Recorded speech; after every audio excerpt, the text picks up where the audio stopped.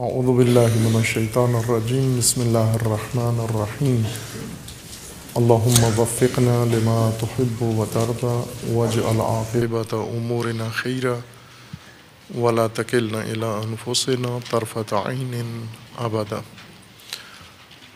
آج 23 مارچ 2017 ہے اور پاکستان کے لیے یہ دن بہت بنیادی اہمیت کا ہے۔ روز آزادی مملکت پاکستان ہے۔ یوم آزادی تمام اہل پاکستان کو مبارکباد عرض ہے، اور ہر سال یہ دن ملت پاکستان کے لیے تکرار ہوتا ہے اور سرکاری رسومات کے ساتھ گزر جاتا ہے،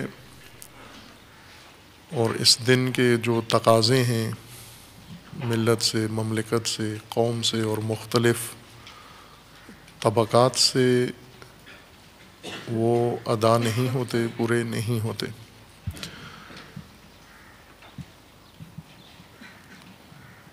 23 اگست قرارداد آزادی پاکستان منظور ہوئی اسی شہر لاہور میں،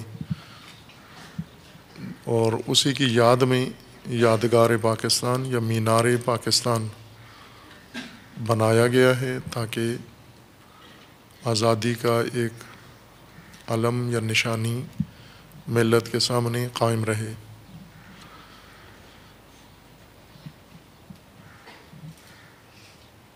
آزادی ایک ملت کی، اور وہ بھی ایک ملت جو نظریات کی بنیاد پر اور نظریے کی بنیاد پر، توحیدی اعتقاد کی بنیاد پر آزادی سے ہمکنار ہوئی،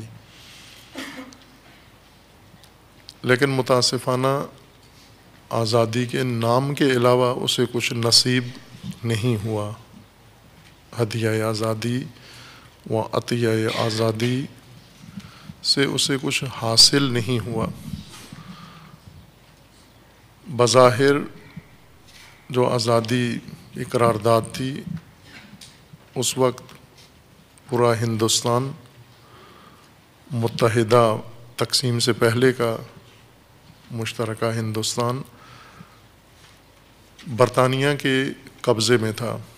برطانوی استعماری طاقت جہاں دنیا کے دیگر ممالک اور زمینوں پر قابض تھی، ان میں سے بر صغیر کے اوپر بھی اس کا قبضہ تھا، تسلط تھا، اور کئی سال کی لوٹ کھسوٹ کے بعد، لوٹ مار کے بعد، اس سرزمین کو آبادانی کے نام پر ویران کرنے کے بعد ہندوستان میں تحریک شروع ہوئی آزادی کی۔ برطانوی استعمار سے رہائی کے لیے کوششیں شروع ہوئیں۔ تمام اہل ہندوستان، کسی بھی مسلک و مذہب سے تعلق رکھنے والے، ہندو بھی اور مسلمان بھی اور دیگر سلسلوں سے تعلق رکھنے والے، متفقہ طور پر انگریزوں کی غلامی سے نجات چاہتے تھے، وہ آزادی۔ ایک داستان ہے طویل، تحریک آزادی کی مفصل داستان ہے، اور اس کے اندر بہت اہم نکات ہیں۔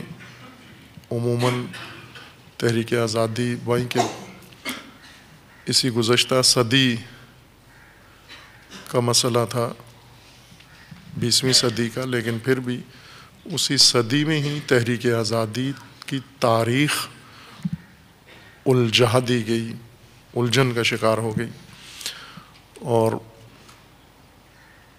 ملت پاکستان کو بالخصوص اس تحریک آزادی کی صحیح تاریخ سے بھی آشنا نہیں کیا گیا، آگاہ نہیں ہوئے۔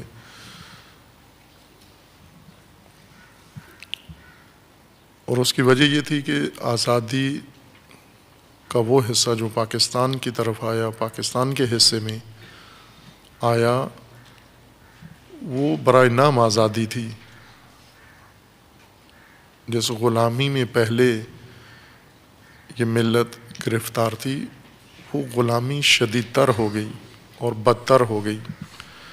اس لیے تاریخ تحریک آزادی بھی صحیح طور پر واضح نہیں ہوئی، چونکہ آزاد ملت واقعاً آزاد قوم اور کچھ نہ سنبھال سکے تو تاریخ اپنی محفوظ کر لیتی ہے.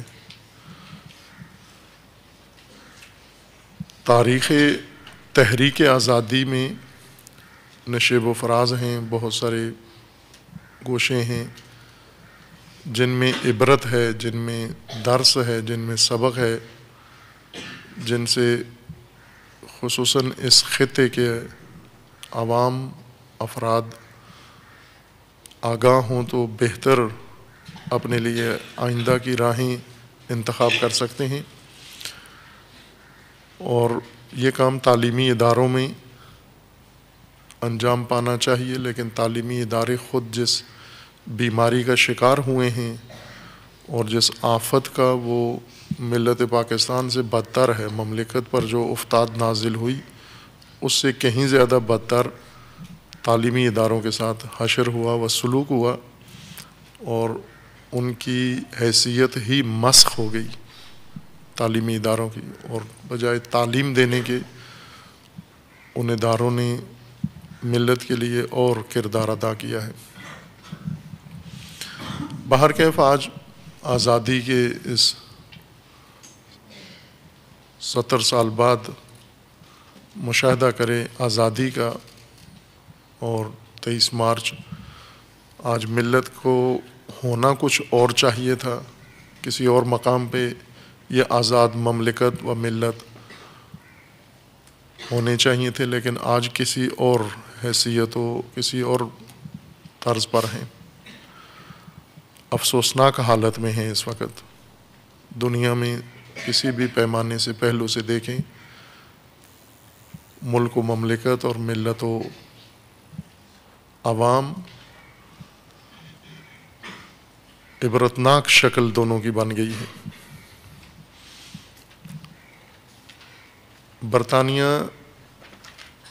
برطانوی قوم، برطانوی حکومت تاریخ بھر میں جنایت کار ترین قوم ہیں پوری تاریخ بشریت میں. باقی اقوام نے کسی خاص زمانے کے اندر تاریخ کے ایک حصے میں ظلم و جنایت کی ہے، لیکن جس قوم نے صدیوں بھر انسانیت پر جفا و جنایت کی ہے وہ برطانوی قوم ہیں اور برطانوی حکومت و استعمار.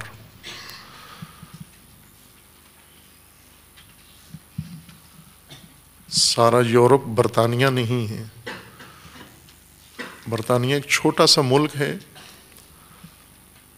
اور اس کے اندر ویسے کافی اقوام ہیں. چند سرزمینیں مل کے انگلستان بنا ہے، برطانیہ بنا ہے، لیکن اس میں خاص قوم برٹش ہے اور دیگر اقوام بھی اس کے اندر موجود ہیں.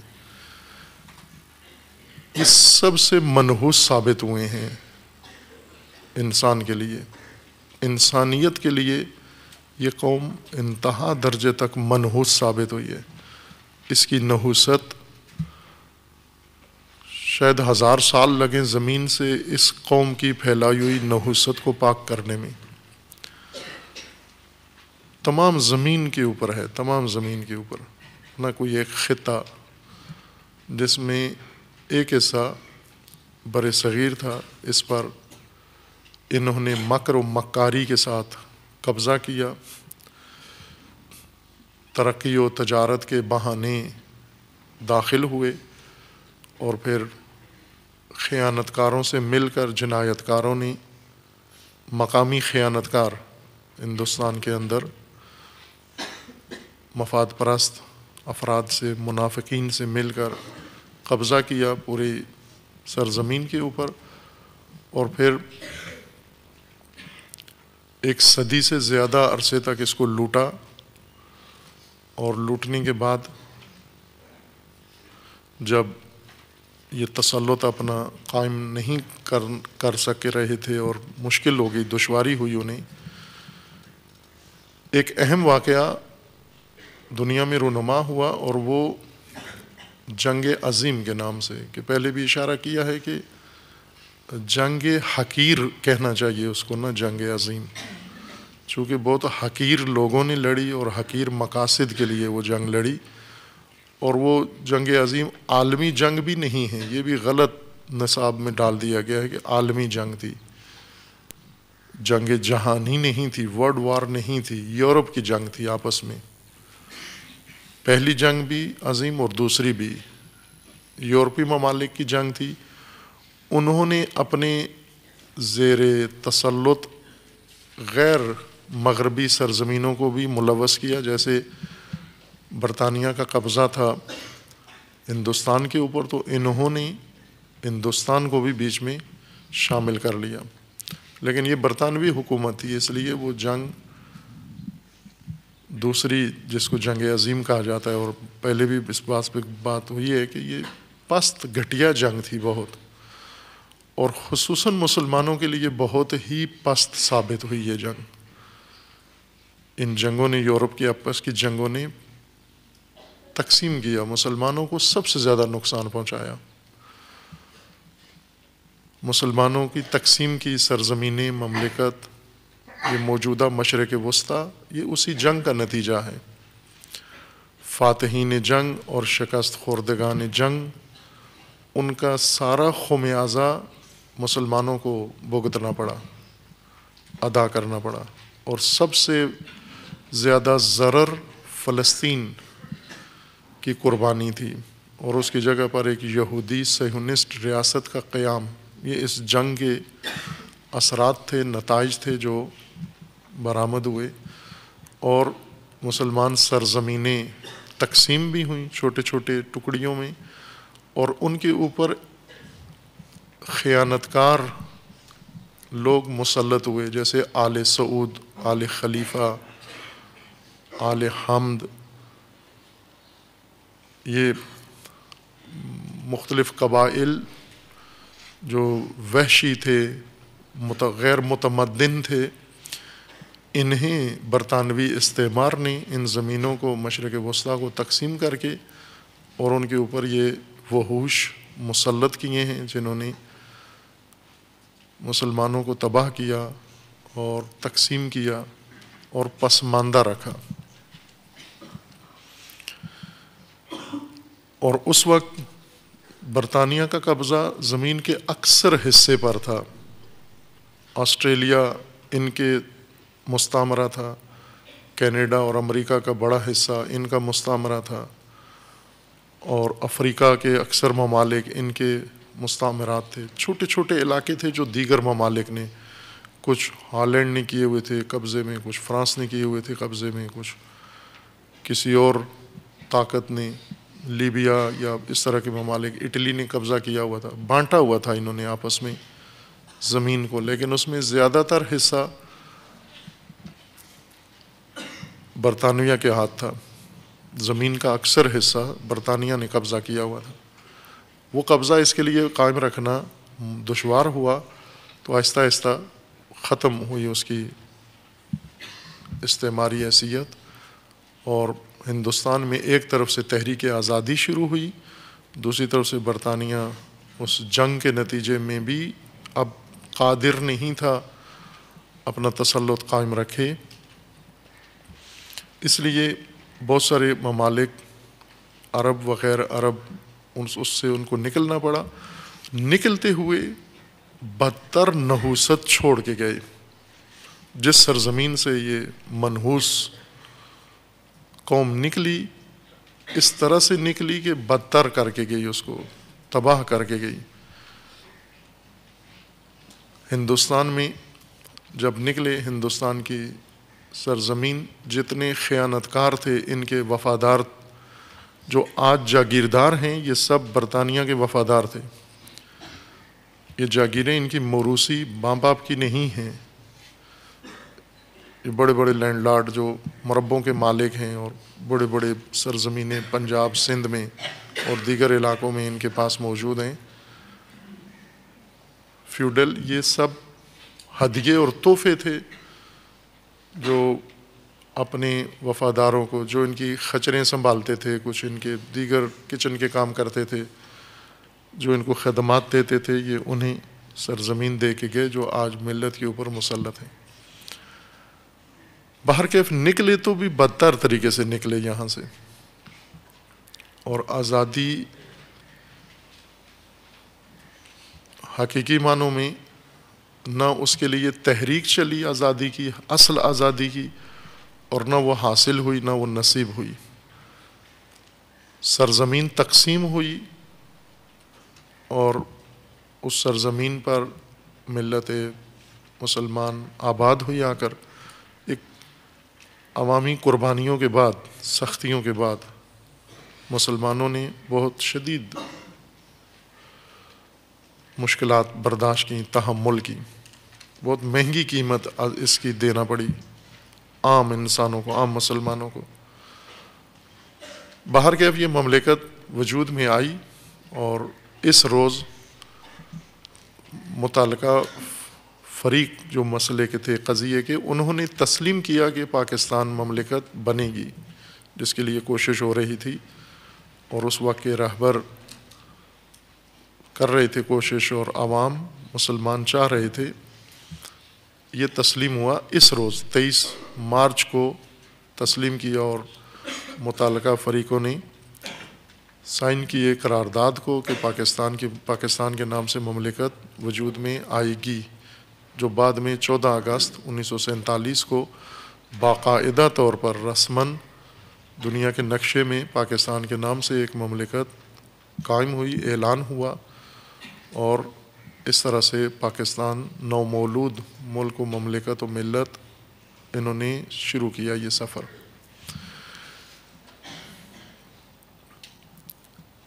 آزادی کا اصل رہبر علامہ اقبال تھے، جنہوں نے مملکت و ملت کی آزادی کا تفکر پیش کیا، لیکن پاکستان کے وجود میں آنے سے 10 سال پہلے علامہ اقبال اس دنیا سے جا چکے تھے، اور باقی ماندہ افراد سیاستدان تھے اپنی نوعیت کے، لیکن جو نظریاتی بنیاد علامہ اقبال کی تھی، اور علامہ اقبال جس طرح مملکت و وطن اور ملک کا تصور رکھتے تھے اور پیش کیا، اسے علامہ اقبال کے معاصر لوگوں نے بھی سمجھا نہیں، اور علامہ اقبال کا کوئی ایسا وارث بھی پیدا نہیں ہوا جو فکر اقبال کو زندہ رکھتا، اور آزادی کا وہ تصور جو علامہ نے پیش کیا تھا اس کی روح کو قائم رکھتا، برقرار رکھتا۔ اس وجہ سے جب پاکستان معرض وجود میں آیا تو آزادی کے جو تصور و تصویر تھی وہ نہیں تھی جو علامہ اقبال نے پیش کی تھی، اور جس سے یہ سلسلہ آزادی یا تفکر آزادی مملکت شروع ہوا۔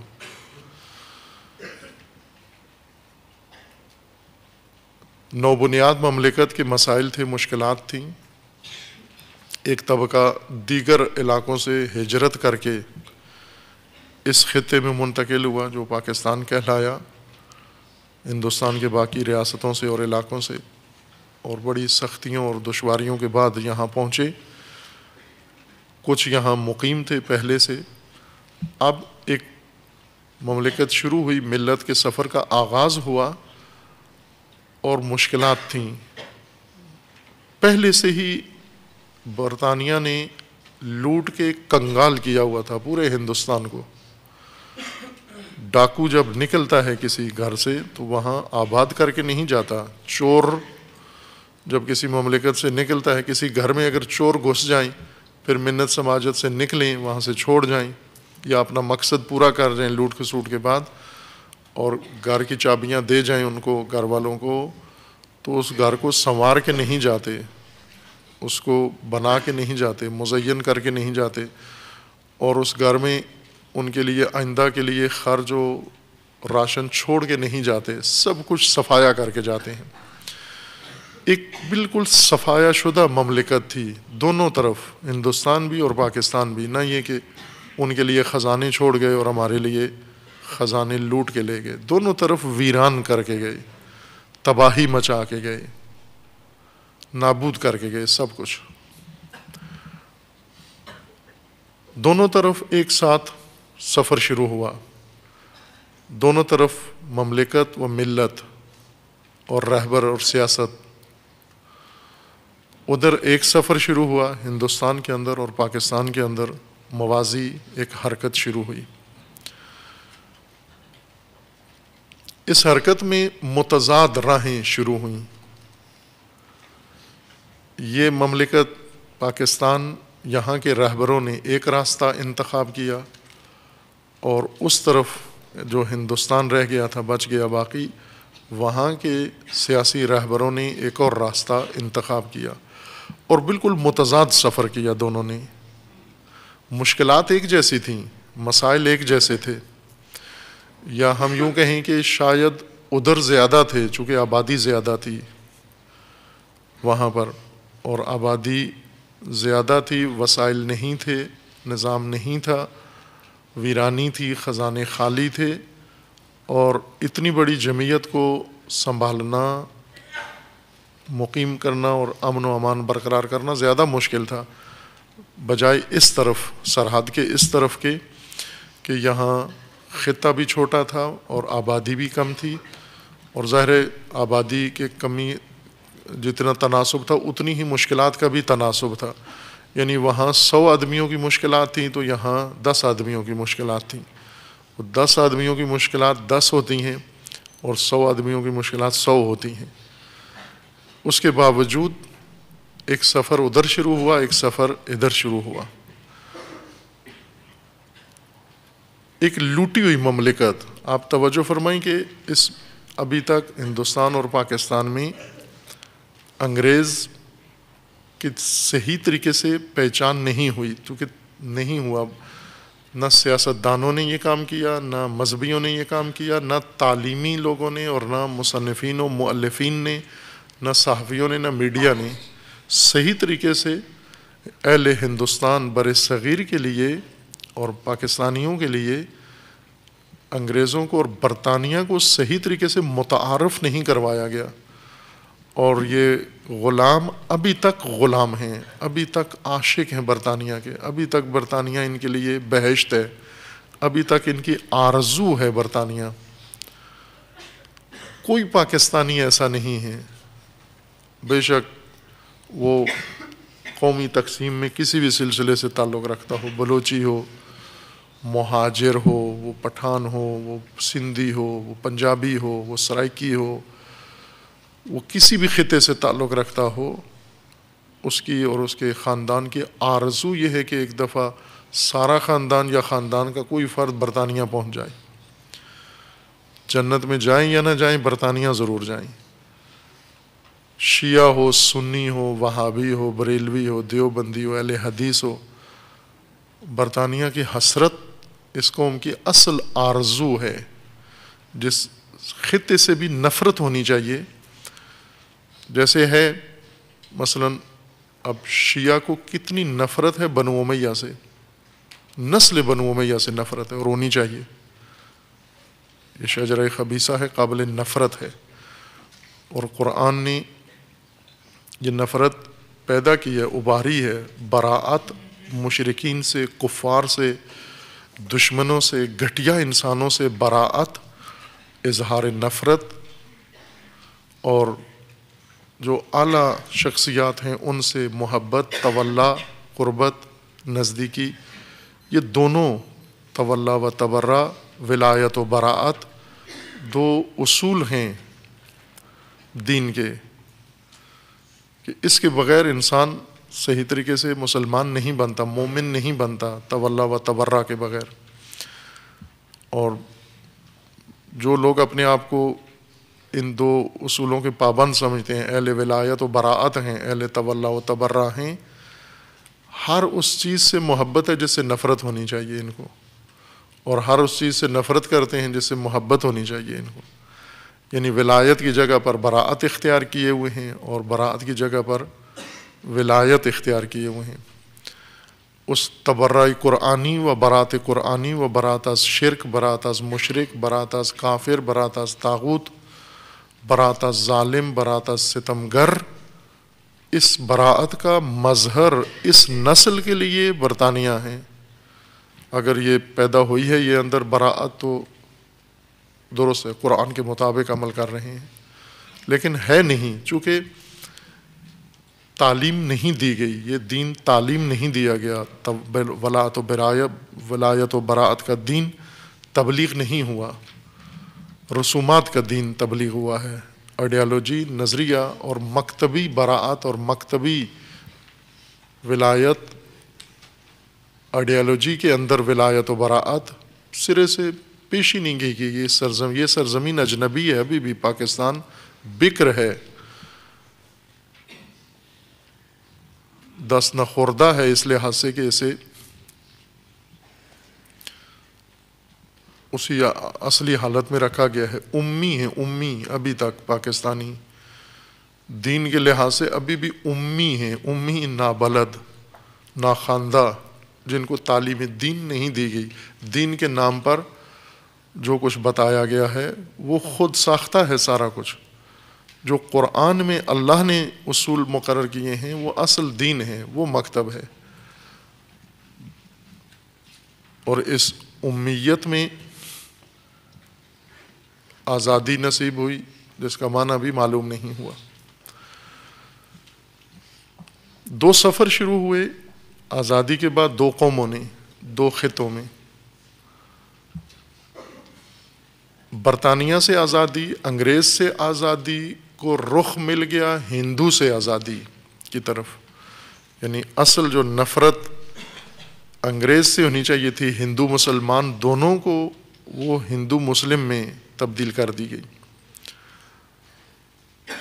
کہ گویا مسلمان پہلے ہندوؤں کے قبضے میں تھے کئی 100 سال اور پھر آزاد ہوئے ہندوؤں کے تسلط سے. جبکہ ایسے نہیں ہیں، الٹ تھا. جب انگریز آئے تو ہندو مسلمانوں کے قبضے میں تھے. اس وقت مسلمانوں کی حکومت تھی ہندوستان کے اوپر. انگریزوں نے ہندوؤں سے اقتدار نہیں لیا، مسلمانوں سے اقتدار چھینا ہے. مغلیہ سلطنت مسلمان سلطنت تھی. پہلے مسلمان حاکم تھے ہندوستان پر، مسلمانوں سے انگریزوں نے لیا، اور مسلمان ہندوؤں کے تحت تسلط نہیں رہا. جب سے آیا ہے ہندوستان میں مسلمان حاکم کے طور پر آئے ہیں، فاتح کے طور پر آئے ہیں. اور یہ فاتحین، یہ جن کا غلبہ تھا اس سرزمین پر، انگریزوں کے ہاتھوں ذلیل ہوئے یہ مسلمان. ورنہ غلام بن کے ہندوستان نہیں آئے، خریدے نہیں گئے تھے، فاتح بن کر آئے، حملہ ور بن کر آئے. اور انہوں نے بزور بازو و بزور شمشیر ہندوستان پر اپنا اقتدار قائم کیا، اور پھر کئی سلسلے بدلے مسلمانوں کے. تو ایک بڑی تاریخ ہے مسلمانوں کی اس سرزمین کے اوپر، عزت و اقتدار کی تاریخ ہے. یہ عزت و اقتدار انگریزوں نے خاک میں ملایا، برطانیہ نے خاک میں ملایا. اور اس کے بعد جب برطانیہ سے، اس کی غلامی سے نجات ملی، تو مسلمانوں کو یہ گویا احساس ابھی بھی ہے، یہ موجودہ نسل کے ذہن میں یہی ہے کہ ہم ہندوؤں کے تسلط سے آزاد ہوئے ہیں، جبکہ ہندو مسلم دونوں انگریز کے تحت تسلط تھے. ہندو کو بھی انگریزوں کے جانے کے بعد اپنی سرزمین پر موقع ملا حکومت قائم کرنے کا، مسلمانوں کو بھی ان کے جانے کے بعد موقع ملا ایک الگ مملکت مسلمان کے نام سے. پہلے مشترکہ تھی، ہندو مسلم مشترک، اب خالص مسلم مملکت وجود میں آئی، اور اس پر اقتدار اور نظام قائم کرنا تھا. انہوں نے ایک سفر شروع کیا، انہوں نے ایک الگ سفر شروع کیا. اب توجہ فرمائیں کہ وہ متضاد راہیں کہاں پہنچیں؟ وہ متضاد راہیں یہاں پہنچی کہ آج ہندوستان ایک سپر طاقت بن چکا ہے، صرف اس کو عالمی اداروں میں منظوری کا منتظر ہے، ورنہ ایک سپر پاور کی حیثیت اس کو حاصل ہو گئی ہے۔ وہ سپر طاقتوں کی، بڑی طاقتوں کی ردیف میں آ گیا ہے، اقتصادی طور پر بڑی طاقت بن گیا ہے، تسلیحاتی طور پر بڑی طاقت ہے، آبادی کے لحاظ سے بڑی طاقت ہے۔ ابھی اسی موجودہ حکومت نے اسی سال بلکہ چند ماہ پہلے ایک حکم نامہ جاری کیا ہے۔ ہندوستان دنیا کی دوسری بڑی آبادی ہے، ظاہراً لگ بھگ 1 ارب 20 کروڑ یا 1 ارب 22 کروڑ آبادی ہے، جمعیت ہے ہندوستان کے اندر، اور اس جمعیت میں ساری دنیا کا دباؤ ہے ان پر کہ اپنی آبادی کم کرو۔ 70 ممالک کے برابر، ان سے بھی زیادہ ہے ان کی آبادی۔ سارا افریقہ اور عرب ممالک یہ سارے اکٹھے کریں، ان سب کو ملا لیں، ہندوستان پھر بھی اس کی آبادی زیادہ ہے ان سب سے۔ یعنی پاکستان جیسی کئی مملکتیں شامل کی جائیں پھر ایک آبادی ان کی شمار ہوتی ہے۔ اس کے باوجود موجودہ ہندوستانی حکومت نے حکم نامہ جاری کیا ہے کہ ملک کی آبادی بڑھائی جائے۔ ہندوستان میں برخلاف ان کی سابقہ حکومتوں کے، وہ آبادی کم کرنے کے لیے اقدام کرتے تھے، اور انہوں نے آبادی بڑھانے کا حکم نامہ جاری کیا، کیونکہ ایک بڑی طاقت بننے کے لیے اتنی آبادی کی ضرورت ہے، اور خصوصاً ایک بڑی آبادی کے پڑوس میں ہیں چائنا کے، چین دنیا کی سب سے بڑی آبادی ہے، اور اس سے آگے نکلنے کے لیے ان کو حتیٰ افرادی قوت کی بھی ضرورت ہے۔ اگر پوری دنیا کی بڑی طاقت نہ بھی بن سکے، خطے کی بڑی طاقت کی دوڑ میں وہاں تک پہنچ گئے ہیں۔ اور ادھر کیا حال ہے، یہاں اس طرف دیکھیے کیا حال ہے۔ وہ اقتصادی طور پر ایک طاقت ہیں، اور یہ اقتصادی طور پر مقروض ہیں، اتنے مقروض ہیں کہ 11 دفعہ پاکستان کی قیمت لگائی جائے پھر بھی قرض نہیں اترے گا۔ پورے پاکستان کی قیمت سے 11 گنا زیادہ قرض اس 23 مارچ سے یا 14 اگست سے آج تک لے چکے ہیں۔ اقتصادی طور پر دیوالیہ ملک، جو پورا ملک اٹھا کے چائنا کے حوالے کر دیا گیا، ساری مملکت۔ غلط راستہ یہاں سے شروع کیا انہوں نے۔ اگر علامہ اقبال کی فکر نہ بھی ہوتی، کم از کم ظاہری فکر ہوتی، ہندوستانیوں والی فکر ہوتی، ہندوؤں والی فکر ہوتی کہ مملکت آباد کرنی ہے، ایک سیکولر ذہنیت ہوتی، ملک کو ترقی دینی ہے اور ملت کی رفع و فلاح کے لیے کام کرنا ہے۔ آئیڈیالوجی کو، علامہ اقبال کو ویسے بھی انہوں نے اٹھا کے الگ رکھ دیا، فراموش خانے میں بلا دیا۔ علامہ اقبال کی راہ سمجھے بھی نہیں، جاری بھی نہیں رکھی، پسند بھی نہیں کرتے، ابھی بھی نہیں کرتے۔ انہیں تو ویسے ایک کنارے پہ رکھ دیا۔ اب نظریہ، آئیڈیالوجی، دین کے بغیر کم از کم اپنی دنیا میں درست سفر راستہ اختیار کرتے، مملکت کو ترقی دیتے، ملک کو ترقی دیتے، ملت و عوام کو ترقی دیتے۔ یہ ملت پوری دنیا میں پاکستانی روزگار کی تلاش میں مارا پھر رہا ہے، پوری دنیا میں۔ اتنے پاکستانی روزگار کی تلاش میں دریاؤں میں، سمندروں میں ڈوب گئے، کشتیوں میں ڈوب گئے، رزق کی تلاش میں۔ کیوں؟ قحط زدہ مملکت تھی یہ، ایسی مملکت تھی جہاں پانی نہیں تھا، زراعت نہیں تھی، معدنیات نہیں ہیں، محنت کرنے والے لوگ نہیں تھے، کسی چیز کی کمی نہیں تھی۔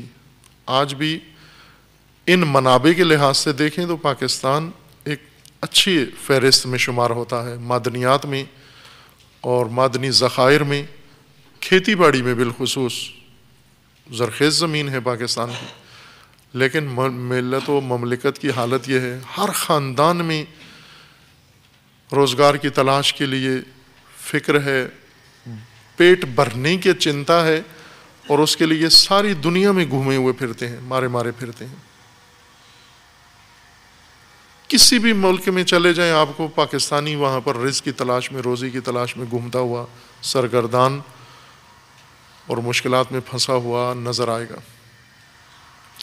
جو مملکتیں خود آج تک آپ نے کسی برطانوی کو نوکری کی تلاش میں حیرت ناک نہیں ڈھونڈا ہوگا کہ وہ نوکری کی تلاش میں، کسی یورپی کو آپ نے نوکری کی تلاش میں مارا مارا پھرتا ہوا گلیوں میں کوچوں میں اور تلاش میں، رزق کی تلاش میں،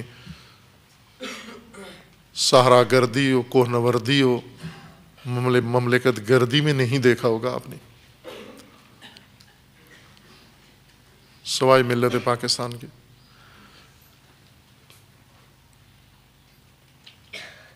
دینی طور پر نہ نظریاتی طور پر تو انحراف شروع میں پیدا ہو گیا جب علامہ اقبال کی راہ کو چھوڑا اور وہ وراثت ترک کر دی، وہ ترکہ چھوڑ دیا، وہیں سے انحراف انہوں شروع کر دیا۔ لیکن دنیاوی طور پر انتہائی احمقانہ قدم، پہلا قدم احمقانہ اٹھایا، خشت اول کج رکھی مملکت بننے کے بعد، اس کجی کا آج یہ عمارت ہے۔ خشت اول چون حد میں مار کج، تا سریا بر رود دیوار کج۔ اگر معمار پہلی خشت اینٹ غلط رکھ دے، اگر یہ عمارت اونچی ہو کر بلند ہو کے سریا تک پہنچ جائے تو بھی کج ہی ہوگی، اور وہ کجی آج بالکل واضح نظر آ رہی ہے کہ وہ کجی کہاں جا پہنچی ہے۔ وہ کجی آج اس حد تک آ پہنچی ہے کہ پاکستان کو پاکستانیوں سے چھڑانے کی کوششیں کی جا رہی ہیں، پاکستان کو پاکستانیوں سے بچانے کے لیے لڑائی ہو رہی ہے، جنگ ہو رہی ہے، اندر جنگ ہو رہی ہے۔ ملکی فوج پاکستانیوں کے خلاف آپریشن پہ آپریشن کر رہی ہے۔ یہ وضعیت مملکت کی پیدا ہوئی اس خشت اول کی وجہ سے جو معماروں نے کج رکھی۔ یہ حالت جو پاکستان کی تھی، یہ بہت ساری مملکتوں کو دیکھنا پڑا، بہت سارے ممالک آزاد ہوئے ہیں، ایک بڑی خونی تحریک چلا کر، انقلابی تحریکیں چلا کر مملکتیں آزاد ہوئی ہیں، چائنا ان میں سے ایک ہے، اور انہی دنوں میں آزاد ہوا چائنا ریاست، انہی دنوں میں اس کو بھی آزادی ملی جن دنوں میں پاکستان کو ملی۔ بہت ساری مملکتیں پاکستان کے ساتھ قریب قریب ایام میں 1 سال 2 سال کے وقفے سے آگے پیچھے سے آزاد ہوئیں، ان کا قیام ہوا مختلف براعظموں میں، اور آج ان کی تاریخ، اسی 70 سالہ تاریخ کو دیکھا جائے اور انہوں نے اپنے تئیں سفر کیا اور بہتر سفر کیا ہے۔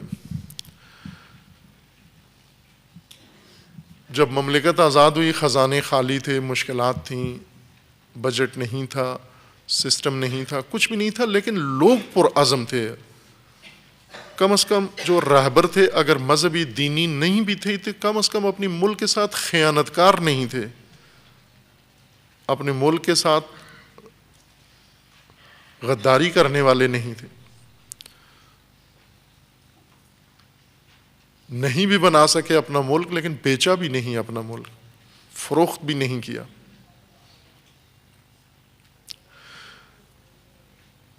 سیاست میں کہیں، اقتصاد میں اور مملکت داری میں، نظام میں پہلا غلط قدم، پہلا انحراف پاکستان کے بننے کے بعد جو وجود میں آیا اور جو ابھی تک جاری ہے اور اس کے اثرات جاری ہیں اور وہ نسل اندر نسل منتقل ہو رہے ہیں، وہ یہ جب تاریخیں ویسے میرے ذہن میں نہیں رہتی لیکن آپ کے ذہن میں ہوں گی شاید، یہ تاریخ کب ہوا یہ اتفاق؟ ظاہراً 1949 میں اتفاق رونما ہوا، 1.5 سال یا 2 سال بعد پاکستان کے بننے کے بعد، اگست 2047 میں مملکت کے قیام کا سلسلہ شروع ہوا اور جاری رہا۔ 1948 میں یہ سلسلہ جاری رہا، تعمیر مملکت کا، اور یعنی نقل و مکانی ہو رہی تھی اور جس کو کہتے ہیں سیٹلمنٹ ہو رہی تھی۔ ظاہر 1949 میں میرے ذہن میں ایسے ہے، ممکن ہے آگے پیچھے بھی ہوا ہو۔ اب مل بیٹھے ملکی رہبر کہ مملکت کو چلانے کے لیے کیا کریں ہم۔ خود اعتمادی نہیں تھی ان لوگوں کے اندر، بصیرت بھی نہیں تھی ان کے اندر کہ درست فیصلہ بھی کر لیتے، درست جہت انتخاب کر لیتے۔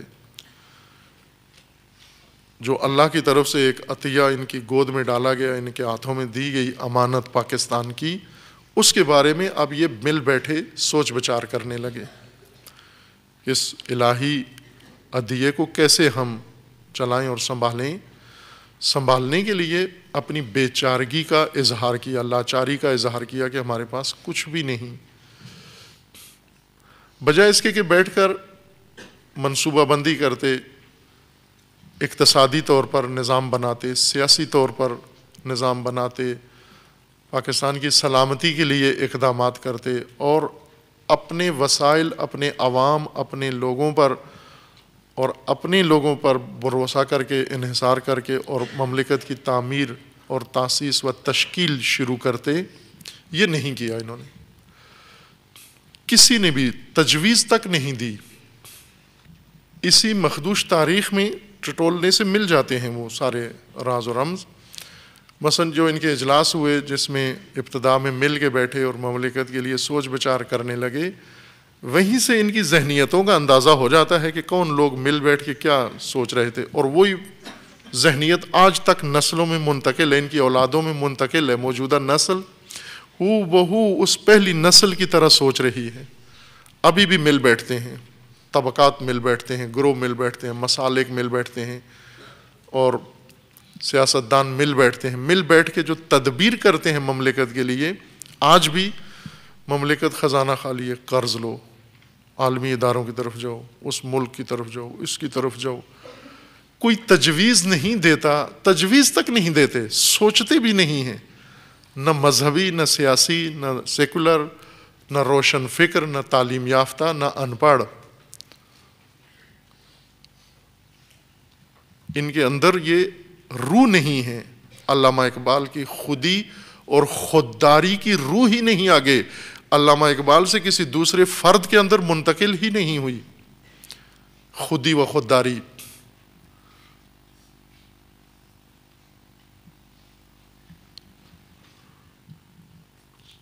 پہلی نشست ہوئی کہ مملکت چلانے کے لیے کیا تدبیر کی جائے، ہندوستان میں بھی ہوئی، یہاں بھی ہوئی۔ ہندوستان میں بیٹھ کر نشست ہو کر انہوں نے اپنے لیے مملکت کے آئندہ خطوط معین کیے، نام کہ ان خطوط پر ہم نے مملکت کو آگے بڑھانا ہے۔ بہت سارے سابقہ انگریزوں کے زمانے کی جو میراث تھی اس کو انہوں نے ختم کیا۔ ان میں سے ایک کام جاگیرداری نظام کالعدم قرار دیا، ختم کر دیا، جن کی آبادی کئی گنا زیادہ تھی اور مشکلات کئی گنا زیادہ تھیں۔ ایک پہلا قدم یہ اٹھایا، پاکستان کی مملکت چلانے کے لیے جاگیرداروں کو بلایا گیا کہ آپ کی ہے مملکت اور آپ نے سنبھالنی ہے۔ پہلا اجلاس ہی جاگیرداروں کا ہوا، چند خاندان اور چند شخصیات مل بیٹھے سیاستدانوں کے ساتھ کہ مملکت چلانے کے لیے کیا کیا جائے۔ اور ہمیشہ کا حربہ وہی انگریزوں کی تربیت کہ غلام کو بچوں کی شادی کرنی ہوتی ہے، کسی نوکر کو، غلام کو، تو اس کے لیے بھی وہ تدبیر کیا ہے، ہاتھ پھیلاؤ، علاج کرانا ہے ہاتھ پھیلاؤ، گھر بنانا ہے ہاتھ پھیلاؤ، راشن ختم ہو گیا ہے ہاتھ پھیلاؤ۔ ہاتھ تو ہے نا، ہاتھ اسی لیے دیا ہے اللہ نے ہتھیلی کہ دوسروں کے سامنے بڑھاؤ آگے۔ ہم یہ سمجھیں ساتھ سے کہ یہ آگے پھیلانے کے لیے ہے۔ نوکر ملازم ہمیشہ اسی طرح معیشت اپنی تامین کرتے ہیں، ہاتھ پھیلاؤ، گدائی، جب تک ہاتھ ہے بڑھتا ہے آگے پھیلتا ہے تو آپ کو پریشان نہیں ہونا چاہیے۔ اس نے نہیں دیا، اس نے ذلیل کیا، دوسرے کے سامنے جا پھیلاؤ، اس نے نہ کی، تیسرے کے سامنے جا پھیلاؤ. اس سے کیا فرق پڑتا ہے؟ کیا کمی ہو جاتی ہے ہمارے اندر؟ ایک محاورہ اردو میں، پنجابی میں، پاکستان کی ہر زبان میں ہے کہ بھائی نہ ہی کرے گا نا، زیادہ سے زیادہ نہ کرے گا، نہیں دے گا، بس یہی ہوگا. مارے گا تو نہیں، اور کیا کرے گا؟ نہ ہی کرے گا. یہ سنا ہوا ہے نا، استعمال بھی کیا ہوا ہے. چلتے ہیں مانگتے ہیں نا، نہ ہی کرے گا، اور کیا کرے گا؟ کھا تو نہیں جائے گا. اور یہی تواضع پاکستانیوں کی کہ زیادہ سے زیادہ نہ ہی کرے گا نا. نہ سے کیا فرق پڑتا ہے ہمارے اوپر؟ بہت فرق پڑتا ہے. آر نہیں محسوس ہوتی ہے ان کو. اگر گدھا کو کچھ دے دے بدتر، نہ دے بد، دے دے بدتر. اگر گدھا کو کچھ چیز نہ دیں تو بد ہے، اگر دے دیں تو بدتر ہے. ہاں کریں تو بھی بدتر ہے، نہ کریں تو بھی بدتر ہے. آر ہے، اصلاً ہاتھ پھیلانے میں آر ہے. میں نے عرض کیا کہ وقت نہیں ہے اشارہ کرتا کہ یہ جو حالت ہماری بنی ہے ویرانی کی، اور خزانہ خالی، اور نئی مملکت، اور کچھ بھی نہیں. یہ بہت ساری ملتوں کو یہ روز دیکھنا پڑا. خود چائنا کو یہ روز دیکھنا پڑا جو آج پاکستان کو سنبھال رہا ہے، اپنی گود میں لے لیا، لے پال ایک بچہ بنا لیا چائنا نے پاکستان کو. جس طرح یتیم ہوتا ہے نا، بے آسرا بے سہارا، تو کوئی اپنی کفالت میں لے لیتا ہے، سر پہ ہاتھ رکھ لیتا ہے. ایک دن خود اس کا یہ حال تھا، جاپان کا یہی حال تھا، جرمنی کا جنگ کے بعد یہی اس سے بدتر حال تھا. بہت ساری مملکتوں نے یہ دن دیکھے ہیں جو پاکستانیوں کو دیکھنا تھا، لیکن راہ درست انتخاب کیا، جہت صحیح انتخاب کی. پاکستانی سربراہان میں اس وقت ملے، بیٹھے اور فیصلہ یہ کیا. یہ پہلی غلطی، اور یہی غلطی جب تک تلافی نہیں ہوتی پاکستان نہ امن کا دن دیکھے گا، نہ ترقی کر سکے گا. یہ طے ہے یہ بات، چونکہ یہ راہ غلط ہے. یہ میں نے عرض کیا کہ ظاہر 1949 یا اس دوران یہ سفر کیا، انہوں نے بیٹھ کر فیصلہ کیا کہ مملکت کو تعمیر کرنا ہے، شعبے بنانے ہیں، تنخواہیں دینی ہیں، اور یہ آسان کام نہیں ہے، بہت مشکل کام ہے مملکت کا کام. اور اف کرتے تھے صبح و شام بیٹھتے اٹھتے ہوئے، اور کہا کہ اس وقت صرف ایک ہی راستہ ہمارے نزدیک بچا ہے، اور وہ عالمی جنگ کی سب سے بڑی فاتح ہے مملکت اور قوم امریکہ، اس کا سہارا لیا جائے. کہ اس وقت یتیم پرور وہ ہے، اس وقت غریب پرور و فقیر پرور وہ مملکت ہے. چونکہ باقی جنگ میں تھے، ملوث اور متاثر تھے جنگ سے سارے، برطانیہ اور یورپی ممالک سارے. لیکن امریکہ ایک تو جنگ میں باہر ہو کر اس نے جنگ میں مداخلت کی، جاپان پہ حملے کیے، اور جنگ کا نقصان اٹھائے بغیر جنگ کا فاتح بن گیا، عالمی جنگ کا یا اسی حقیر جنگ کا. اور اس کے لیے میدان کھل گیا. جو برطانوی مستعمرات تھے وہ سارے امریکہ کی طرف چلے گئے. یعنی جو برطانوی تربیت تھی گدائی کی، غلامی کی، وہ سارے غلام امریکہ کی طرف رخ کیا انہوں نے.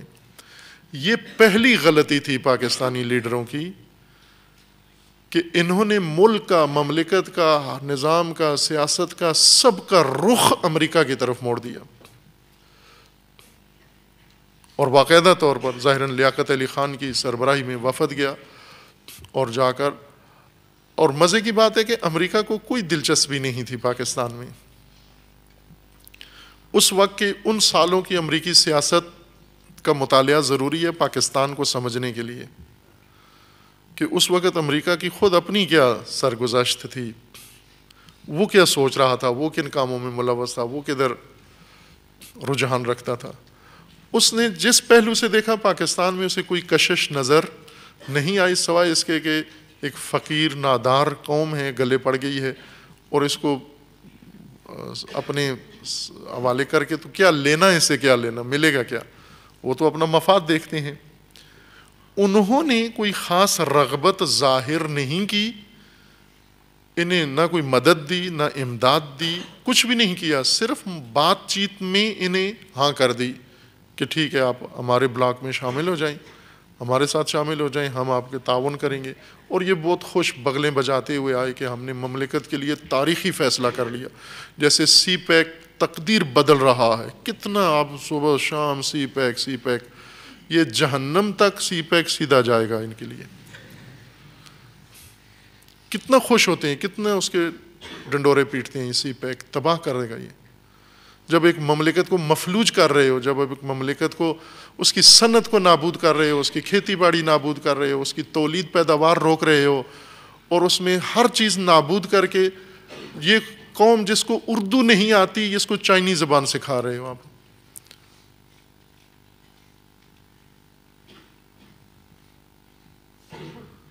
یہی اس وقت فیصلہ کیا انہوں نے، اور میں نے کہا کہ وہ جاری ہے، اور موجودہ نسل بدتر ہو گئی ہے ان سے.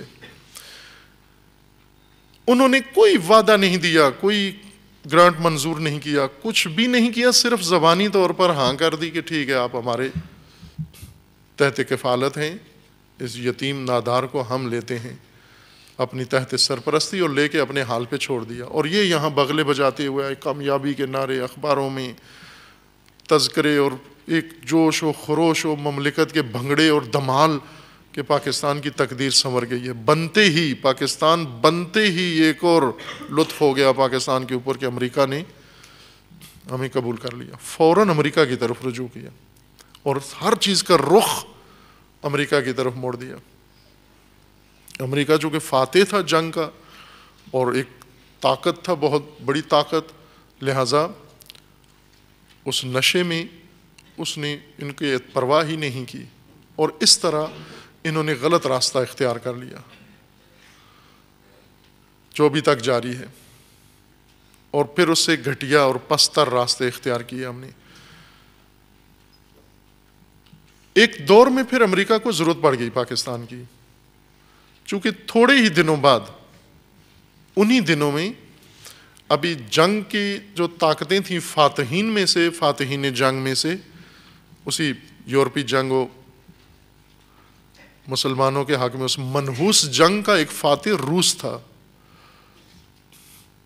روس رقبے کے لحاظ سے بڑی مملکت تھی اور بہت سارے خطے پہ اس نے اسی جنگ کے دوران قبضہ کر لیا، کئی ممالک پر. یہ ممالک جو بعد میں ٹوٹ کے الگ ہو گئے، اس وقت روس نے ان سارے ممالک پر قبضہ کر کے 14-15 ممالک پر اور بڑھا کے بہت ساری ریاستیں سوویت یونین کے نام سے ایک متحدہ ریاست بنائی، اور بڑی سپر طاقت بن گیا روس. اور اس سپر طاقت نے امریکہ کے مقابلے میں عالمی قیادت کا نعرہ لگا دیا، اور اس طرح یہ دو عالمی رہبر، ایک طرف سوویت یونین اور ایک طرف امریکہ، آپس میں ٹکرا گئے اس جنگ میں.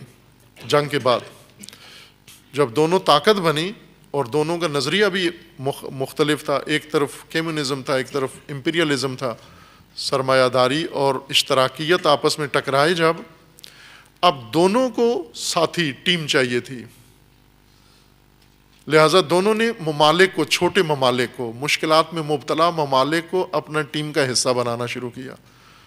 روس نے یورپی ممالک اور افریقی ممالک اور عربی ممالک اور ایشیائی ممالک میں سے بہت سو کو اپنی ٹیم کا حصہ بنا لیا، اور بہت بڑی ٹیم بنا لی روس نے. اور جب روس نے ٹیم بنا لی اپنی، اب امریکہ کو خیال آیا کہ اسے بھی وہ کھلاڑی چاہیے اب جو کھیلنا جانتے ہی نہیں ہیں. اس نے بھی رجوع کیا ایسے ممالک کی طرف اور ان کو اہمیت دینا شروع کر دی. یہاں سے پھر پاکستانیوں نے دوبارہ خوشی جشن منائے، چونکہ اب روس اور امریکہ کے درمیان جو سرد جنگ شروع ہوئی، اس سرد جنگ میں امریکہ کو ضرورت پڑ گئی انہی کمزور ممالک کی. جغرافیائی اہمیت کی وجہ سے پاکستان ایک جغرافیائی لحاظ سے ایسے نقطے پر ہے کہ اس کی بار بار امریکہ کو ضرورت پڑتی ہے. اور امریکہ نے پاکستان کو وہ دہاڑی دینا شروع کر دی، یعنی اتنا خرچہ دیتا تھا کہ یہ مرے نہیں لیکن کچھ بنے بھی نہیں، طاقت بھی نہ ہو. قرضے دینا شروع کیے، ہیلپ کرنا شروع کی، مدد دینا شروع کی. پاکستان کی مختلف تنظیموں میں ممبرشپ بڑھا دی. جو امریکہ کی سرپرستی میں علاقائی تنظیمیں تھیں روس کے مقابلے میں، امریکہ نے خود ایک تنظیم بنائی نیٹو جو ابھی تک باقی ہے، اس میں پاکستان شامل نہیں کیا چونکہ اس میں ایک لیول تھا اور وہ ایک خاص خطے کے لیے تھا. لہٰذا اسی طرز کا انہوں نے 3-4 معاہدے اور کیے. ادھر روس نے معاہدہ کیا زیرن سینٹو کے نام سے، اس نے سینٹو بنایا، انہوں نے نیٹو بنایا. اب وہ اپنی طرز پر اپنی ٹیم بڑھاتا رہا، یہ اپنی ٹیم بڑھاتے رہے اور پاکستان کو علاقائی تعاون کی تنظیموں میں، عسکری معاہدوں میں شمار اس میں دھکیلنا شروع کیا.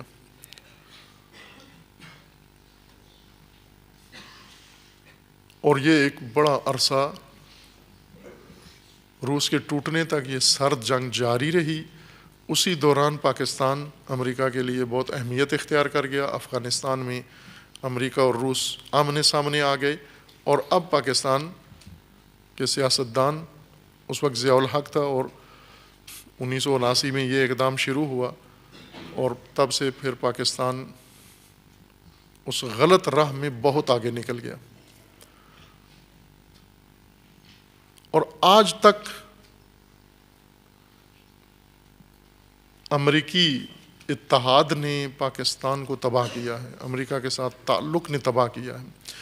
اس کا نتیجہ یہ نکلا ہے کہ کوئی چیز نہیں بنا سکے، تعلیمی نظام نہیں بنا سکے، عدالتی نظام نہیں بنا سکے، سیاسی نظام نہیں بنا سکے، سماجی معاشرتی تہذیب اپنی نہیں بنا سکے، اپنی قومی زبان تک نہیں بنا سکے. آج قومی دن ہے اور جھنڈے لہرا رہے ہیں اور تقریبوں میں کیمروں کے سامنے آ کے نمائش کر رہے ہیں اور سب 23 مارچ کی تقریریں انگلش میں کر رہے ہیں. کس قدر ننگ ہے، پست ہیں، گھٹیا، اپنے ملک سے کس طرح بیزار و دور ہیں کہ اپنی زبان تک نہیں جانتے بولنا. اور محب وطن ایسے ہیں کہ اپنے بچے، اپنی اولادیں ساری ملک سے باہر ہیں، کسی کا اکاؤنٹ اپنے ملک کی اس میں نہیں ہے، بینک میں نہیں، اپنے وطن کے بینک میں ان کے اکاؤنٹس نہیں ہیں. ان کے بچے پاکستانی اسکولوں میں نہیں پڑھتے. یہ علاج کرانے، چھینک کا علاج کرانے بھی برطانیہ جاتے ہیں، اپنے ملک میں علاج تک نہیں کراتے اپنا. ایسے لوگوں کے ہاتھ میں مملکت آ گئی اور ملت احساس حقارت میں مبتلا ہو کر، اور وہ بھی انہی کے راہ پر چل پڑی اور ملت نے بھی وہی کاذب راہیں اختیار کر کے، اور اس نے بھی دیکھا کہ حاصل یہیں سے کچھ ہونا ہے. اور اس طرح کسی نے استقلال کا سفر نہیں کیا، آزادی کا سفر نہیں کیا، کسی نے اپنی مملکت بنانے کا سفر نہیں کیا، کسی نے ملت سازی، امت سازی کا سفر ہی نہیں کیا. مذہبی آئے، انہوں نے بھی اسی دیگ سے کچھ لوٹنے کی کوشش کی، سیاستدانوں نے بھی اسی دیگ سے کچھ، جس طرح کہتے ہیں نا دال جوتوں میں بٹنا، دال جوتوں میں بٹی. وہ دال جوتوں میں بانٹنے کے لیے سارے لے کر آئے اور اس دیگ سے ہر ایک نے، اور نہیں ملا جوتا ہی بھر کے اپنے لیے کچھ نہ کچھ حاصل کر لو. آزادی اقدار میں سے ہے، اقدار میں سے ہے، ویلیوز میں سے ہے. آزادی آئیڈیالوجی متعارف کرواتی ہے، پیش کرتی ہے. اور یہ آزادی کا پرچم اقتدار کی نظر جب ہو جائے، جب اقتدار کے ہاتھ میں آ جائے تو آزادی نابود ہو جاتی ہے، اس کی جگہ پر استبداد آ جاتا ہے. آزادی فکر ہے، آزادی جسم نہیں ہے. آزادی تفکر سے آزادی شروع ہوتی ہے، اور آزادی تفکر کی جگہ جب انسداد فکری آ جائے، بند ذہنیت آ جائے، تحجر آ جائے، انجماد آ جائے، آزادی کہاں رہتی؟ میدان ہی ختم ہو جاتا ہے آزادی کا، ہلاک ہو جاتی ہے آزادی، دم گھٹ جاتا ہے آزادی کا. انسدادی ذہن کیسے آزاد ہو سکتے ہیں جو آزاد سوچتے ہی نہیں ہیں، جو سوچنے کو بھی جرم سمجھتے ہیں؟ اور یہ پستی کی طرف گئے. امریکہ سے شروع کیا، جیسے مجھے یاد ہے کم مقدسہ میں تھے ہمارے دوستان، ہر مناسبت پہ بڑا پروگرام سوچتے تھے. اور سوچ کے پھر سب سے بڑی شخصیت مملکت کی وہاں ان کو سوچتے تھے دعوت دیں گے اپنے پروگرام میں آئیں. مثلا پہلے سوچتے تھے کہ ہاشمی رفسنجانی صاحب کو خطابت کی دعوت دیتے ہیں کہ وہ آئیں ہمارے پروگرام میں آ کے تقریر کریں. اگر وہ نہیں آتے پھر وہ فلاں بڑی شخصیت دوسرے نمبر پر وہ آ جائے. پھر کرتے کرتے اس طرح وہ قم آ جاتے, قم کی بڑی شخصیت فلاں مر جائے, تقلید آ جائیں.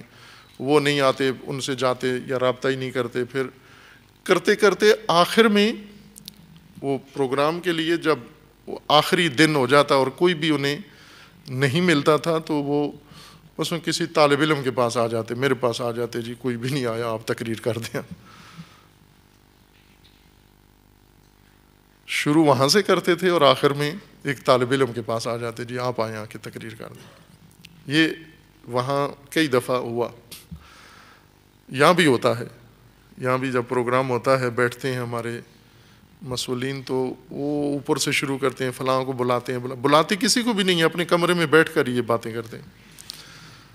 پھر کرتے کرتے آخر میں کہتے ہیں چلو کوئی حوزے کا استاد ہی بٹھا دیتے ہیں تقریر کرنے, کوئی طالب علم ہی بٹھا دیتے ہیں.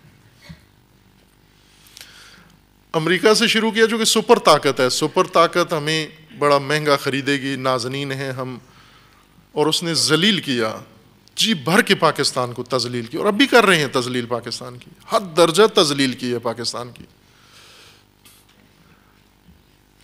اور پاکستانیوں نے وہ سب کچھ قبول کیا ہے, دل و جان سے قبول کیا ہے. اور اس تذلیل کی حالت آج یہ ہو گئی ہے کہ مثلا امریکہ کو جب نخرہ پاکستان نے دکھانا ہوتا ہے تو چائنا کا نام پیش کرتے ہیں, اگر آپ نہیں کرو گے تو ہم چائنا کی طرف چلے جائیں گے. اور چائنا بھی حاضر ہے ان کو لینے کے لیے, اس کی بھی ضرورت ہے. ایسے ممالک, کمزور ممالک جہاں پر اپنی پیداوار بیچ سکے جا کر, وہ خریدنے کے لیے تیار ہے, لیکن سستا. آپ توجہ کریں کہ یہ ملت اپنے آپ کو فروخت کرنے کے لیے اب تیار ہو گئی ہے. ہر آدمی کرائے پہ چڑھنے کے لیے تیار ہے, اور کوئی نہیں تو عرب ملک کی کوئی خرید لے ہمیں. ابھی بحرین جیسا پست ملک اور گھٹیا حکومت اور جنایت کار اور فاسد خاندان پاکستانیوں کو خرید رہا ہے. حکومت خرید رہا ہے, ہمارے جرنیل خرید رہا ہے, بحرین خرید رہا ہے. آل سعود نے تو خرید بھی لیا, سودا بھی کر لیا, اسے تو وارے میں رہا وہ. اب توجہ کریں گے پاکستان میں سب سے باعزت عملی طور پر سب سے باعزت عہدہ رینک جس شخص کا تھا اور بڑا ہیرو بنا, وہ جا کر وہ بادشاہ کا چند ریالوں میں ملازم بن گیا, وہ بھی ایک فاسد خاندان کا. یہ خود فروشی ڈالروں اور ریالوں کی خاطر یہ مشکل ہے ہماری. ایک نسل کو اس حقارت کے تنزل کے مقابلے میں قیام کرنا چاہیے. ایک نسل رک جائے, اس ڈہلوان پہ کھڑی ہو جائے, رک جائے قدم جما کے کہ ہم نے پستی اور حقارت کی طرف نہیں جانا, ہم نے اپنی مملکت خود بنانی ہے, ہم نے اپنی ملت خود بنانی ہے, ہم نے اپنا ملک خود بنانا ہے, اور کسی کی مدد لیے بغیر بنائیں. آپ اتنی توانائی پاکستان کے اندر ہے. سب سے بڑا ضعف پاکستانیوں کے اندر یہ ہے کہ خود اعتمادی نہیں ہے.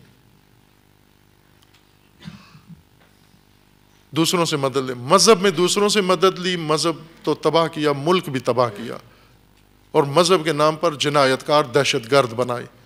یہ سب عربوں کی وجہ سے ہوا, عرب پیسے سے ہوا. مسجد اپنی نہیں بنا سکتے پاکستانی.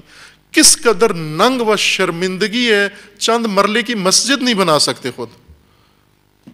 اس مسجد کے لیے بھی عرب دنیا سے پیسہ آئے.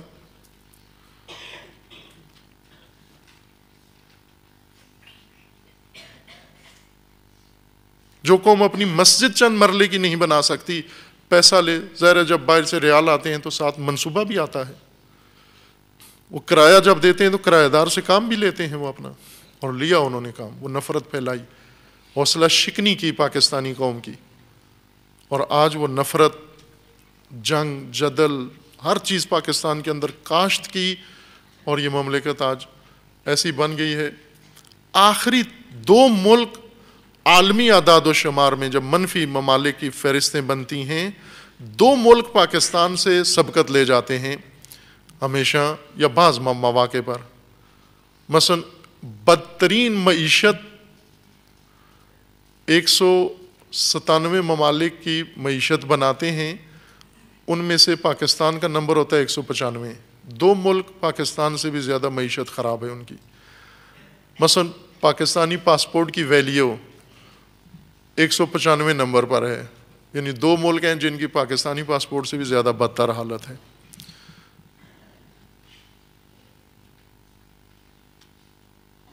اس ردیف میں لا کے پاکستان کو کھڑا کر دیا گیا ہے۔ اقتدار کے نشے میں مست، اقتدار پرست، یہ کیا جانے آزادی کا ذائقہ کیا ہوتا ہے، آزادی کس کو کہتے ہیں، آزادی کی تعریف کیا ہے، آزادی کی روح کیا ہے۔ آزادی اقدار میں سے ہے۔ اقتدار کے نشے میں مست نشیوں کو سمجھ میں نہیں آتی۔ آج پاکستانی کی حالت وہی نشئی والی، پوری قوم کی حالت نشئی والی ہو گئی ہے کہ اپنے لیے جان بوجھ کے حوادث خریدتے ہیں، مشکلات خریدتے ہیں، اپنے لیے غلامی خریدتے ہیں، غلامی کے لیے ڈھونڈتے ہیں، سفر کرتے ہیں باہر کا، کوئی خریدے ہمیں، اپنے آپ کو منڈیوں میں جا کے پیش کرتے ہیں کہ اب یہ موقع آیا ہے، ہمیں پھر ایک اور قدم غلط اٹھانا پڑے گا۔ مذہبی، سیاستدان، حکمران، یہ 3 طبقے ذمہ دار ہیں پاکستان کی تباہی کے۔ ملت کی بے شعوری سے فائدہ اٹھاتے ہیں۔ جو میں مثال دی کہ نشئی والی حالت ہو گئی ہے، نشئی گھر سے نکلا تو اس کے گھر کے سامنے کیلے کا چھلکا پڑا ہوا تھا، اس کو دیکھ کر اس نے کہا کہ اب پھر گرنا پڑے گا، آج پھر پھسلنا ہوگا ہمیں، چونکہ کیلا جو پڑا ہوا ہے تو ہمیں۔ ایک دن کیلے پہ چڑھا، پھسل گیا، دوسرے دن گھر سے نکلا، سامنے کیلے کا چھلکا پڑا ہوا تھا، تو اس نے پریشان ہو گیا کہ آج پھر ہمیں پھسلنا پڑے۔ یہ حالت ہو گئی ہے ہماری پاکستان کی کہ جہاں کیلے کا چھلکا آتا ہے پاکستان کو پھسلنا پڑتا ہے، وہاں پر پھلانگ کیوں نہیں سکتے ہو کیلا، اٹھا کے پھینک کیوں نہیں سکتے ہو کیلا، ہر جگہ پھسلنا کیوں اختیار کرتے ہو، کیوں یہ حماقت کرتے ہو؟ آج اگر یہ ملت بیٹھ کر ملت میں تقاضا پیدا ہوگا تو اوپر والے کریں گے، ورنہ اوپر سے نیچے نہیں آئے گی بات۔ کوئی لیڈر کبھی بھی استقلال کی نہیں سوچے گا جب تک ملت میں استقلال کا مطالبہ پیدا نہیں ہوتا۔ یہ ملت استقلال کا مطالبہ کرے اور اپنا ناطہ امریکہ سے کاٹے، پاکستان امریکہ سے کٹے، خود ہی اس کے حواریوں سے، آل سعود سے خود ہی کٹ جائے گا، عربوں سے خود ہی کٹ جائے گا، ان خرکاروں سے خود ہی کٹ جائے گا، اور اپنے دوش پر چائنا کا بھی سہارا نہ لے، اپنے دوش پر، اپنی مہارت سے۔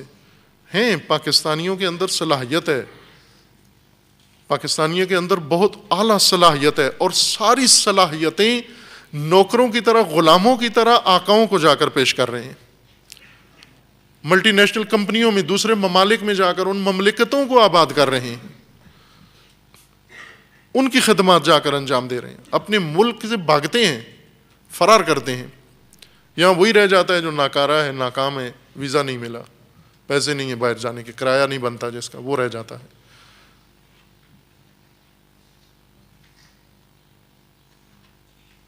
یہ نسل کوشش کرے، یہ نسل قیام کرے اس حقارت کے خلاف، پستی کے خلاف، اس پھسلن کے خلاف، اور اپنا مطالبہ ان لیڈروں سے، حکمرانوں سے، جن کے ہاتھ میں آئی ہوئی ہے یہ مملکت کی زمام، انہیں مجبور کر دے یہ قوم کہ وہ یہ ذلت کا سفر یہیں پہ روک لیں، 70 سال بعد روک لیں، 70 سال بعد بھی روک لیں، پھر بھی بہت کچھ بچا سکتے ہیں۔ لیکن اگر یہ جاری رہا 70 نسلوں تک، اور روز بروز تباہی ہوگی۔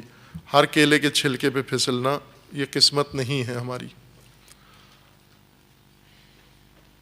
یہ کوشش کریں ایک 23 مارچ ایسا آئے کہ جس میں واقعاً جشن آزادی ہو، حقیقتاً جشن آزادی ہو، جس میں روح آزادی ہو، اور جس میں آزادی ایک قدر کے طور پر پاکستان کی علامت و پہچان بن جائے۔ آزادی کہ دنیا میں آزاد ترین ملک و ملت و قوم پاکستانی ہیں، جن کے اوپر کوئی بھی دوسرا آ کر اپنی رائے مسلط نہیں کر سکتا، ان سے کوئی غلط قدم نہیں اٹھا سکتا، انہیں نہیں خرید سکتا، انہیں غلامی پہ نہیں اکسا سکتا۔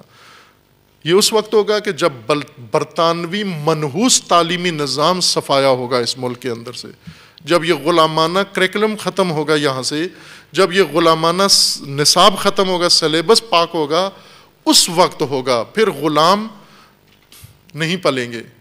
ابھی جو امپورٹڈ تعلیمی نظام میں غلام پلتے ہیں، غلام ذہنیتیں پلتی ہیں، وہ غلام ہی ہوتے ہیں۔ پھر غلام اپنی زبان قومی نہیں بولتے، آقا کی زبان بولتے ہیں اور خوش ہوتے ہیں، اپنے آپ کو اس میں اپ گریڈ سمجھتے ہیں، اپنے آپ کو بڑا تعلیم یافتہ سمجھتے ہیں، جو دو جملے اس زبان کے بول کے جس سے ان کو چڑ ہونی چاہیے تھی۔ کوئی پاکستانی ہے جو اردو بولنے پہ فخر کرتا ہو واقعاً، یہ غلامانہ ذہنیت ہے۔ اپنے بچوں کو جب بولنا شروع کرتے ہیں، ماں کی گود میں ہوتے ہیں، وہ ان پڑھ ماں بھی انگلش سکھا رہی ہوتی ہے بچوں کو۔ کس قدر حقارت گھروں کے اندر نافذ ہو گئی۔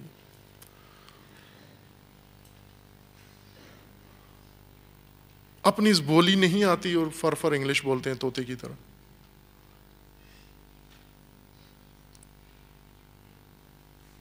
بھلے آپ دنیا کی ساری زبانیں سیکھو، کوئی حرج نہیں ہے زبان سیکھنے میں، انگلش بھی ایک زبان ہے، بطور زبان سیکھیں، فر بولیں، لیکن اس وقت جب اپنی زبان جانتے ہوں، جب اردو سے ہی بول لیتے ہوں، جب اردو لکھ لیتے ہوں، جب اردو پڑھ لیتے ہوں، جب اردو میں تقریر کر لیتے ہوں، گفتگو کر لیتے ہوں، اردو سمجھ سکتے ہوں، پھر ساری دنیا کی زبانیں سیکھو اور بولو بھی۔ فخریہ طور پر کہو کہ ہم اتنی زبانیں جانتے ہیں، اپنی زبان کو سر فہرست رکھ کر۔ لیکن یہ معلوم نہیں وہ سحرخیز نسل پیدا ہوئی ہے علامہ اقبال جن کے منتظر تھے کہ وہ زرتشتیان آتش اقبال ابھی پیدا ہوئے ہیں یا نہیں ہوئے، نہیں معلوم، اور کب تک یہ غلامی کی نسل و غلامی کے نطفے آگے جاری رہیں گے نہیں معلوم۔ بالآخر راہ نجات یہی ہے کہ ایک نسل قیام کرے اس حقارت کے مقابلے میں اور غلامی کا سفر ترک کر کے واقعاً آزادی کا راستہ اختیار کر لے، استقلال و آزادی، مستقل، کسی سے وابستہ ہوئے بغیر اور آزاد۔ آزاد کی ایک علامت یہ ہے، مسلمان کی آزادی کی علامت یہ ہے کہ وہ فقط خدا کا بندہ ہو، اللہ کا بندہ ہو، اللہ کی بندگی کے علاوہ کچھ بھی نہ کرے، اللہ کی بندگی کے علاوہ کسی کے سامنے تسلیم نہ ہو سوائے اللہ کے۔ تسلیم فقط ایک جگہ ہے، اللہ کے سامنے، اللہ کے علاوہ کسی کے سامنے تسلیم نہ ہو، نہ کوئی مملکت، نہ کوئی لیڈر، نہ کوئی شخصیت، سوائے خدا کے، صرف اللہ کے سامنے تسلیم ہو۔ یہ دین ہے، یہ علامہ اقبال کا راستہ ہے، یہ خودی ہے، یہ خودداری ہے۔ خودی و خودداری پاکستان کی نجات ہے۔ اگر خودی خودداری چھوڑ کے خریداری پہ لگ گئے اور دنیا میں خریدنا شروع کر دے اور وہ بھی سستے داموں، یہ حقارت جاری رہے گی۔ بہرکیف یہ دن خوشی کے ہونے چاہیے تھے، 23 مارچ جشن ہونا چاہیے، 23 مارچ عید ہونی چاہیے، 23 مارچ پاکستان کے اندر واقعاً قلبی احساس مسرت سرور ہونا چاہیے۔ لیکن جو مملکت کی وضع ہے، جو مملکت کی حالت ہے، جو یہ گزشتہ سفر ہے اور جو آگے نظر آ رہا ہے مستقبل، وہ یہ خوشی چھین لیتا ہے انسان سے، متاسف ہوتا ہے انسان، ناخواستہ بس اوقات وہ احساس ابھر آتا ہے انسان کا جو نہیں بس اوقات چاہتے کہ ظاہر نہ ہو، وہ خود ظاہر ہو جاتا ہے۔ امیر المومنین کے فرمان کے مطابق کہ تل کا شقشقۃ ان حضرت، یہ وہ شقشقہ ہے، یہ وہ ابھار ہے، احساس ہے جو کبھی خود ہی بھڑک کے اٹھ کے نکل آتا ہے باہر۔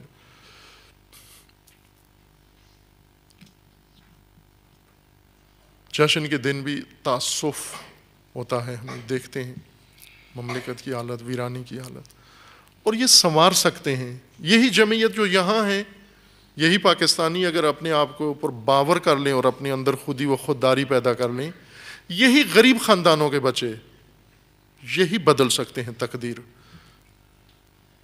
یہ جنہوں نے اپنے لیے ملازمت اور اپنے لیے چھوٹا سا ایک چیز ہدف رکھا ہوا ہے، چھوٹا سا سلیبس پڑھیں گے، چھوٹی سی نوکری کریں گے، چھوٹا سا گھر بنائیں گے، چھوٹا سا خاندان تشکیل دیں گے، چھوٹی سی قبر میں جا کے دفن ہو جائیں گے، چھوٹے سے قبرستان میں.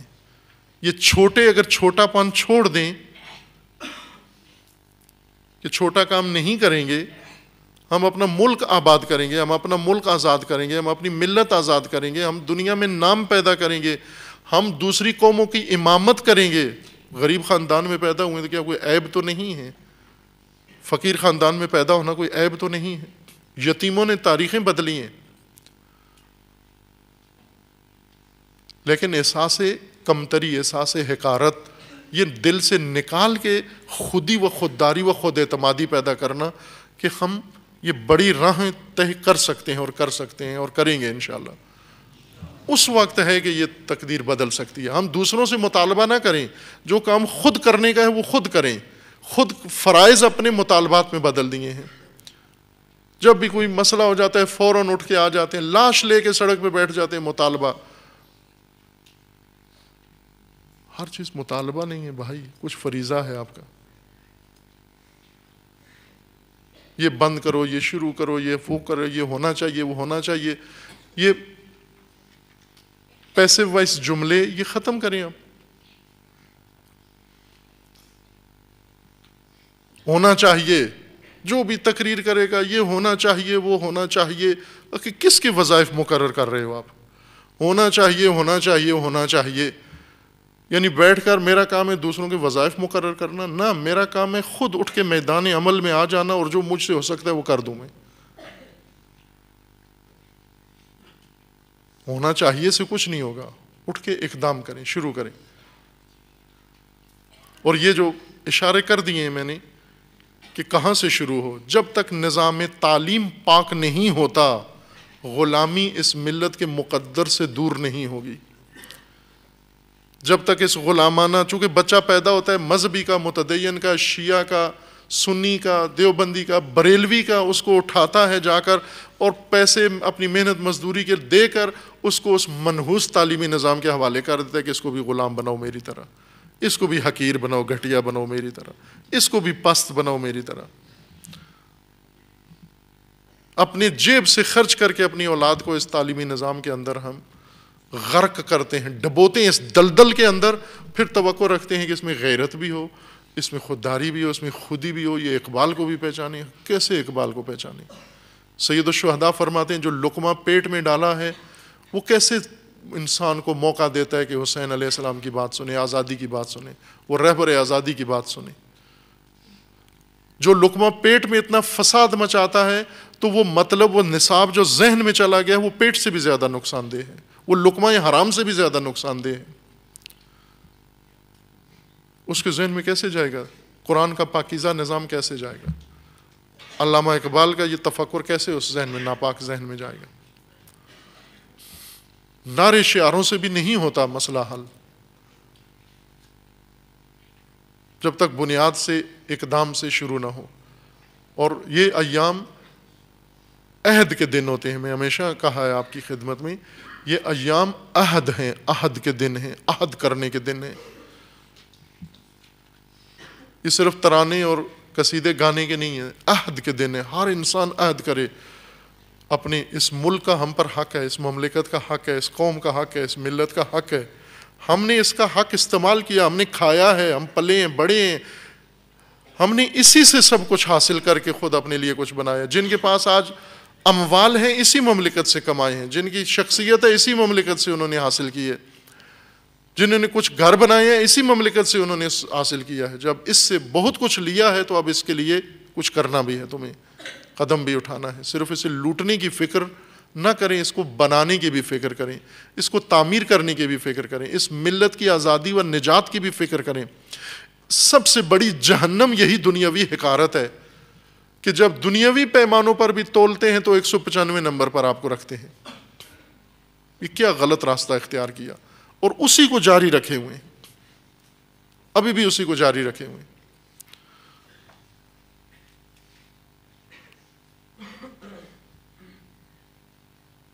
دعا ہے خداوند تبارک و تعالیٰ سے پروردگار انشاءاللہ اس ملت کو، اس نسل کو، ان جوانوں کو وہ شعور دے جو علامہ اقبال چاہتے تھے اس ملت کے اندر پیدا ہو، اور خداوند تبارک و تعالیٰ ان معماروں کے ہاتھ سے اس ملت و مملکت و امت کی تعمیر کرے، انشاءاللہ تعمیر نو کرے، اور وہ کج راستہ جو ان سابقین نے شروع کیا تھا اس راستے کو روک کر اسے خود خدا کی طرف گامزن کرنے کی خدا توفیق عطا فرمائے۔